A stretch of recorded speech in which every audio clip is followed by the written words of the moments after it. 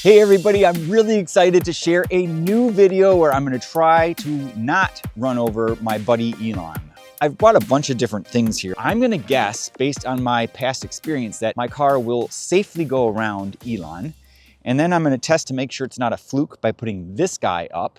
I have a semi-truck here to the left, which is blocking the other side of the road. At first I was annoyed by that, but it's actually working out in my favor because that's gonna make it a lot more narrow, so my car will have a harder time going around.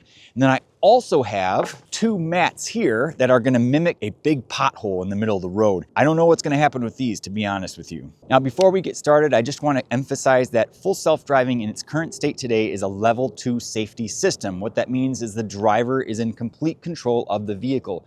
Even though full self-driving has gotten so good, it still is not unsupervised. This is a 2019 Model 3, and I'm using FSD 12.5.4.2. I know it sounds complicated, but there's a lot of different versions of FSD. The newest cars, which have what's called Hardware 4, have the latest version 13.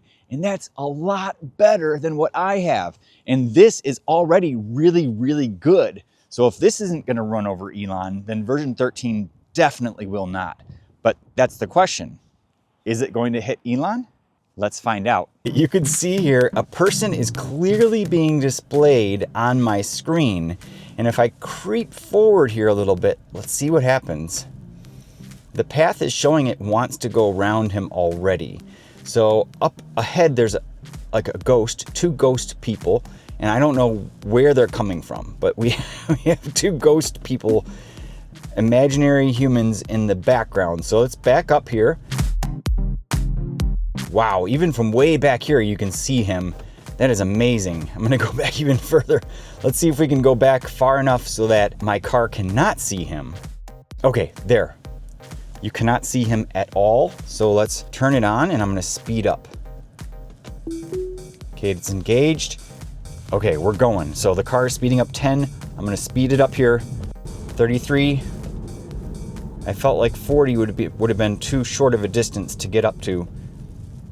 And here it's recognizing and slowing down. And it's like, I can't really go past this guy here. He's kind of in my way. So if I give it enough time, it might try to. It looks like it's creeping. Oh, the wheel just moved a little bit. Still nothing. We'll try this again. Okay, I gave us just a little bit more distance. So let's put it into FSD mode and let's wait for it to start to go. Hopefully it will. And same as before, it's just kind of hesitating. So I'll step on it and I'm just gonna gun it so we get all the way up to 40. There we go, 44, wow, okay. Slowing down.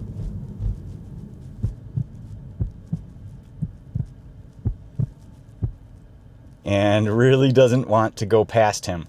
So it's playing it safe. Can I get through there? Most likely, yes. But Elon, oh, left turn signal went on. Oh, oh, oh, oh. Look at that. Okay, nice. It recognized that human was not moving and it said, okay, I can go around this guy. Okay, we're gonna try it again. This time I'm not gonna press on the accelerator at all. Just see what happens. It still stops completely. It's not trusting the intent of Elon. And if I wait here long enough, it may try to go around like it did last time. Let's just do this while we're waiting here, because I think we've proved both cases here, running at a high speed and now slow speed. If I creep forward, my guess is it's going to find a path. So that tentacle should wrap its way around and say, whoop, oh, there's a dog over there. What in the world? Okay, it's seeing mysterious dogs and mysterious humans. Left turn signal went on. Okay, great. It's trying to figure out where to go. And not quite solving it here.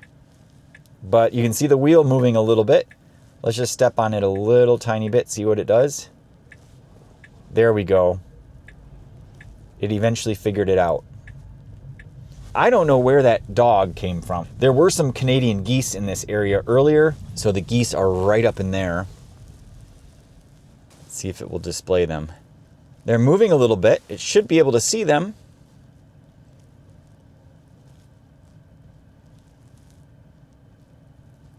That's enough with that one. Let's move Elon into the middle and run one more test and see if we can actually force the car into him. And then if it actually hits the cardboard, which it will, if I force it to, it definitely will, then we will just end the test from there.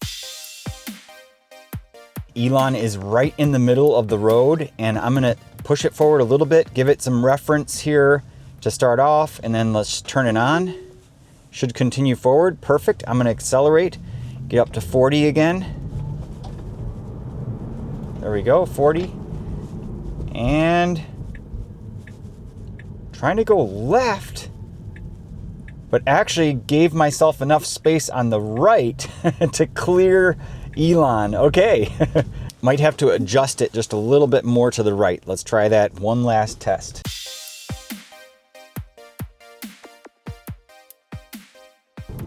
Slowing down abruptly and trying to go left. Might be enough. Oh, Elon falls down. Ooh, interesting. Let's see what it does. It's stopping. It still sees the occlusion kind of on the screen. You can see that little black matter showing up, and it is not going. That's a really good sign. It's actually protecting the human that fell over, although they're no longer being displayed as a human. It's just completely hesitating and not moving. So really interesting, but that was unplanned with Elon falling down. Let me use a little bit of extra tape and we'll repeat that same test. Okay, there we go. Coming up. Ooh, it's biasing all the way to the right. It already knows that it can get over there. Look at that. It's already just so close to going around. It can definitely do it. I think it's just hesitating because if it was a real human, they could move, right? And it's just so tight. It's so close. But it's definitely possible. If I was driving manually and I saw this, I'd be like, what the heck is this? Of course I'm going around this. And hesitating.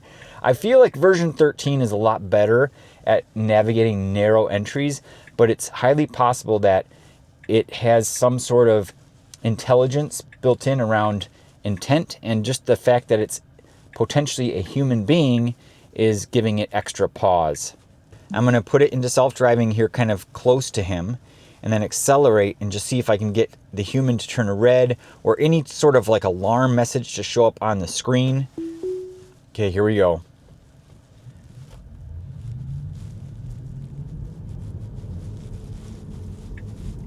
Wow, it went through there really smoothly. It didn't even turn red or give me any warnings. And that's a pretty tight gap, I'll have to say. But let's say I start closer and turn it on. Let's do this. Okay, let's turn it on from here. And I'm just gonna step on it.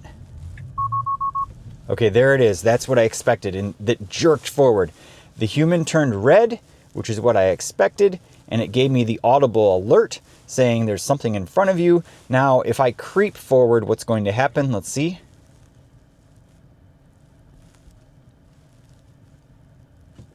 And I let up on the accelerator just a little bit, and I was expecting that it would instantly apply the brakes, but now it's turned into a cyclist. Let's test the next thing, which is a board. We're just going to place that up and see if it tries to go around that. If it sees it as a human, I'm very curious to find out. You can see a small obstacle being displayed. It's quite small, but it is showing up there.